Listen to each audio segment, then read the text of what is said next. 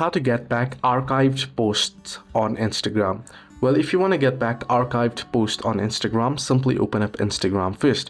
Then head into your profile at the bottom right corner, and from here tap on the hamburger icon or the three horizontal line icon at the top right corner.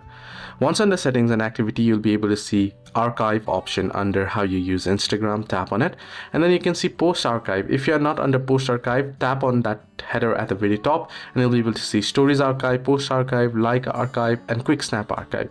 So head into post archive and you'll be able to see your archived posts, right? So you can head into that particular post and you can proceed to then restore it. So this archive, if I want to restore it, I can open that up. I can tap on three dots and then I can proceed to restore it. So you can see the icon at the very top right.